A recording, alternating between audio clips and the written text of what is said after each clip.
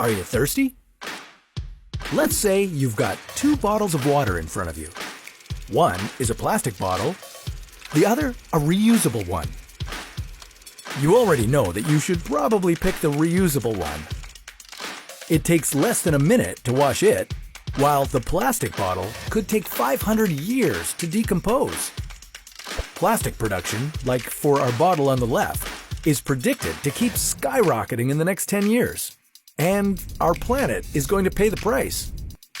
But with all that plastic being made, is it possible that we could do some good with it?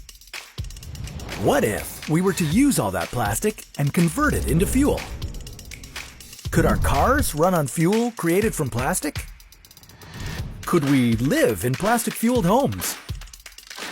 How could we convert plastic into fuel? And could there be a downside? This is What If. And here's what would happen if we turned plastic into fuel. Plastic hit the scene in 1869, when inventor John Wesley Hyatt offered the idea as an alternative to ivory. Why? Well, billiards were all the rage back then, and the suppliers couldn't keep up with the demand for ivory to make the balls. So you could say the invention of plastic helped out environmentally, mostly for our elephant friends.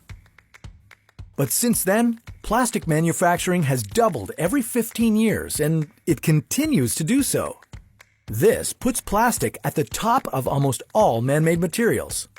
So, how could we turn all that plastic into fuel? We may have a couple of options, the most popular being the pyrolysis method. Pyrolysis creates energy by decomposing organic materials by heating them up between 400 and 650 degrees. This converts the materials into fuels, heat, or electricity. Now, let's combine this with something called cold plasma. Cold plasma produces high-energy electrons, which are especially good at breaking down the chemical bonds found in plastics.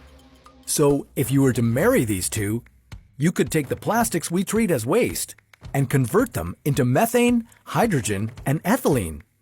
Both hydrogen and methane can be used as clean fuels, since their output of harmful compounds is minimal. This process would allow us to give new life to all this plastic waste, converting it into a valuable resource and making it available to industry for reuse. But even if we were able to pull it off, would it do any good? According to a study by the Bren School of Environmental Science and Management, since we began mass-producing plastic about 60 years ago, it's estimated that over 8 billion tons of it is now inhabiting the Earth. Of that, more than 6 billion tons of it is plastic waste. Up to the year 2015, less than 10% of it had been recycled, and nearly 80% of it is either in landfills or polluting the environment as litter. By using plastic for fuel, we would be able to transform it into something other than just a base for products destined to pollute our land and ocean. And it's good for more than just the environment.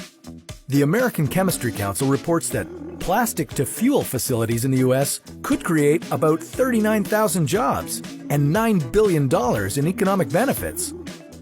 How's that for some inspiration? But not everyone is on the plastic-for-fuel bandwagon. Could there be a downside? One of the primary objections some environmentalists have is that the industry is deceiving people. Their concern is that this is not a form of recycling, since the plastics can only be used once, and when they're processed into fuel, they become part of the problem, not the solution. They also fear that plastic to fuel is causing a false sense of security, when we really should be showing extreme concern about the damage being done to our environment daily. So, after all that, could we pull it off? Well, plastic to fuel doesn't produce the same amount of energy as petroleum. Yet, we'll need to continue building and perfecting the plastic to fuel process. In a world fueled by money and sources like petroleum being more and more expensive to produce, A fuel source that's relatively cheap might be what helps to win industries over to adopting this idea. But plastic to fuel is only one of the ideas for countering the environmental extremes we're now facing. What else could we create from a renewable source? Could we create something like food from thin air? Well, that's a story for another What If.